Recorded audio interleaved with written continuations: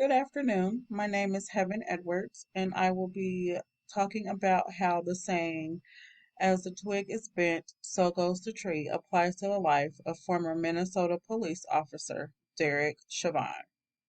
As we have discussed before, the old saying, the twig is bent, so goes the tree, is a way to express or explain how our experiences in our early life have a lasting impact on who we become as people and the choices that we make.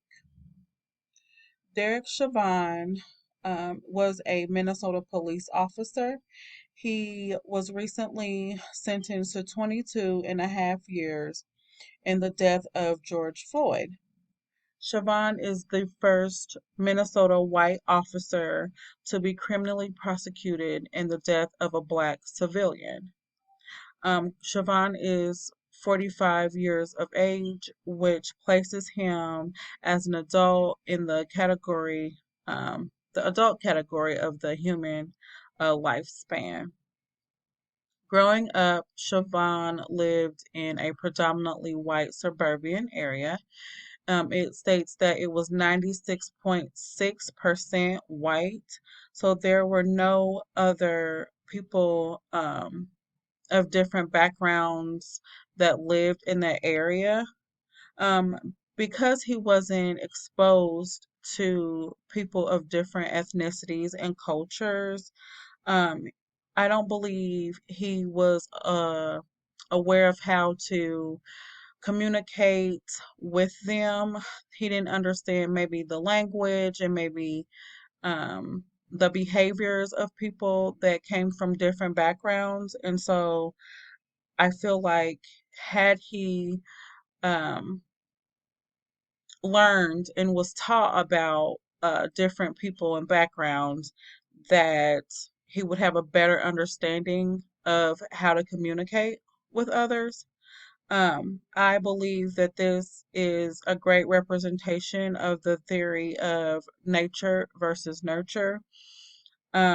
Instead of being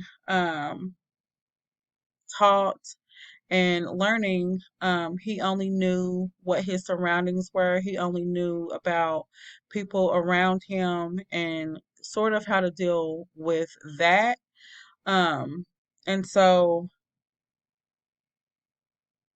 it was just his environment, nature took over in this case.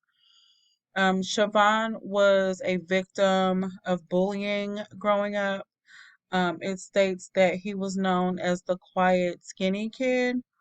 And because of that, he pretty much stayed to himself. Um, I believe that he went into antisocial disorder um, because he didn't have many friends, so he wasn't out socializing and engaging with his peers. And so, if you don't engage with other people, then how do you learn how to communicate and interact with not only people that that are of your age or your background, but people of other walks of life? I believe, this played a part of maybe his aggressive behavior and maybe also led him to depression. Um, so I think that's a classic case of like an antisocial disorder. Um, Although Siobhan was a victim growing up, I believe that he learned how to be the aggressor, how to take an authoritative figure, how to be a bully, um, especially of people that were different. I think he saw the African American community as a weaker race or um, somebody that he could rule over in a sense. And so I believe this is a case of the social cognitive disorder. he learned his behavior from his aggressors in school.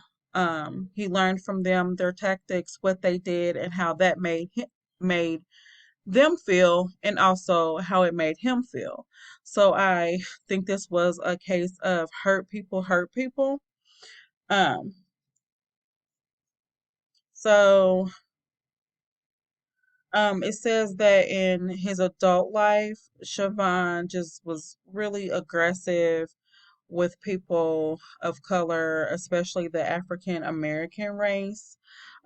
He used to work for a bar, and the owner of that bar said they would have something called Urban Night, and it was basically geared towards the African American community. And while he was being security for that event, it he was just aggressive. He would take things out of context. He was quick to pepper spray the patrons and just be like overly aggressive. He was mean. He was a bully. And so I believe that because of his life experiences and his environment, it shaped him to view other people as something evil and something bad. Um, he became the bully. He became the bully. Um, I think this all plays a part into his actions in regards to Mr. George Floyd. Um, and because he had never been reprimanded before for his behavior, um, I simply think he thought it was okay when it really wasn't. And so all of those experiences and things that he learned um, put him in the situation that he is currently in today.